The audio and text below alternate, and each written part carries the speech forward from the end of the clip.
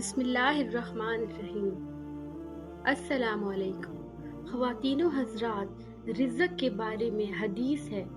حضرت محمد صلی اللہ علیہ وآلہ وسلم نے فرمایا، رزق ایسے تلاش کرتا ہے انسان کو جیسے موت تلاش کرتی ہے۔ ملک الموت ہر جگہ پیچھا کرتا ہے، انسان اس سے فرار نہیں اختیار کر سکتا۔ اسی طرح سے رزق سے بھی آپ فرار نہیں اختیار کر سکتے، اور رزق انسان کے پیچھے خود جاتا ہے اور انسان کو تلاش کرتا ہے۔ اس کی مثال ایک چھوٹے سے واقعے سے لے لیتے ہیں۔ ایک آدمی باہر ملک میں رہتا تھا، اپنی فیملی سے دور۔ وہ ایک جگہ بیٹھا دانے کھا رہا تھا، اور دانے کھاتے کھاتے ایک دانہ اس کے ناک میں پھنس گیا اور اس کی طبیعت خراب ہو گئی۔ اس کے لیے سانس لینا مشکل ہو گیا۔ وہ 2-4 روز ڈاکٹرز کے پاس گیا، ڈاکٹرز کو دکھایا۔ پھر اس نے سوچا کہ یہ تو طبیعت خراب سے خراب تر ہوتی جا رہی ہے۔ وہ پریشان ہو گیا۔ اس نے سوچا کہ اپنے وطن واپس چلتا ہوں، اپنے بچوں کو دیکھ لوں گا، وہاں کسی ڈاکٹر سے علاج کرواؤں گا، کیونکہ وہاں ہم زبان ہیں، ہماری زبان سمجھتے ہیں، تو آرام سے تسلی سے ڈاکٹر کو دکھا سکوں گا۔ تو وہ وہاں سے وطن واپس آ گیا۔ اب اس نے آ کر اپنے بچوں کے ساتھ ملا۔ اب وہ دیہاتی بندہ تھا، اپنی چرپائی پر بیٹھا، بچوں سے مل رہے تھے، لوگ آ کر اس سے مل رہے تھے۔ یوں ہی ملتے ملتے اس کو اچانک چھینک آئی۔ اب جب وہ چھینک آئی تو وہ جو چھوٹا سا دانہ اس کی ناک سے سانس کی نالی میں پھنسا ہوا تھا، وہ ایک دم ناک سے جا کر باہر گرا، اور ایک مرغی پھر رہی تھی، اس نے ایک دم جا کے اس دانے کو کھا لیا۔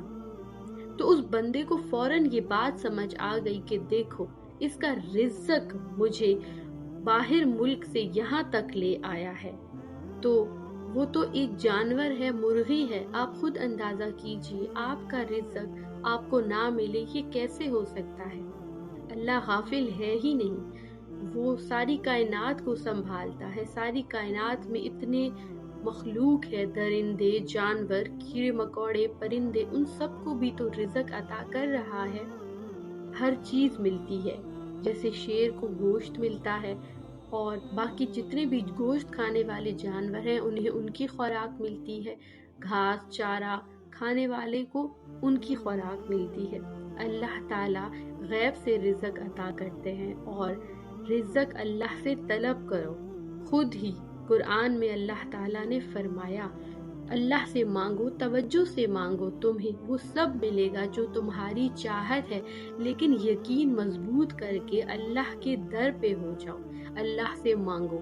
مانگنے کا طریقہ یہ ہے کہ اس آیت میں ہمیں بتا دیا گیا، اللہ رب العزت سورہ سبا کی آیت نمبر 39 ہے۔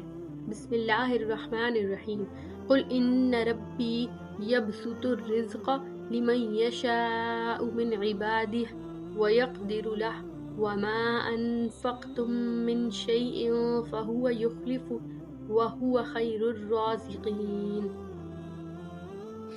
جس کا ترجمہ بہت ہی خوبصورت ہے۔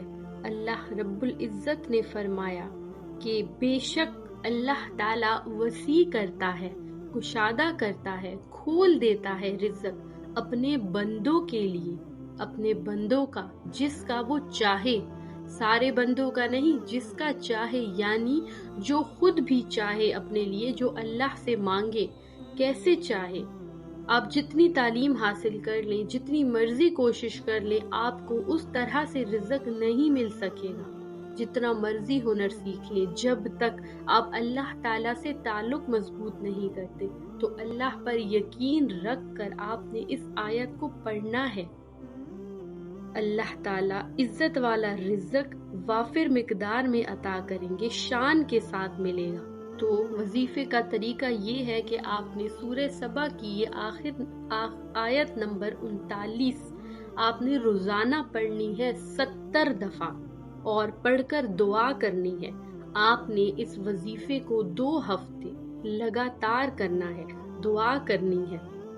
جس وقت آپ کی مرضی، جس وقت آپ کو ٹائم ملے، آپ پڑھ سکتے ہیں، دن میں پڑھ سکتے ہیں، رات میں پڑھ سکتے ہیں، انشاءاللہ تعالی آپ کو رزق بہترین ملے گا۔ کوئی کاروبار اگر نیا شروع کیا ہے تو وہاں پر روز بیٹھ کر اس کو پڑھا کریں، اس جگہ پر بیٹھ کر پڑھا کریں 70 دفعہ، 2 ہفتے تک آپ نے اس کو لگاتار پڑھنا ہے۔ اگر آپ کی نوکری میں ترقی نہیں ہو رہی، آپ کے کاروبار میں ترقی نہیں ہو رہی، تو آپ یہ 2 ہفتے لگاتار پڑھ کر دعا کریں، آپ کا رزق اللہ تعالیٰ بڑھا دے گا انشاءاللہ، رزق میں وسعت عطا فرمائے گا، مال میں اضافہ فرما دے گا۔ اور اگر آپ کو نوکری نہیں ہے، کوئی کام نہیں ہے، پھر بھی آپ اس کو 2 ہفتے روز پڑھ کے دعا کریں گے، اللہ تعالیٰ آپ کو غیب سے رزق عطا فرمائے گا، آپ کو نوکری عطا فرمائے گا، آپ کو کوئی نہ کوئی ذریعہ معاش عطا فرمائے گا۔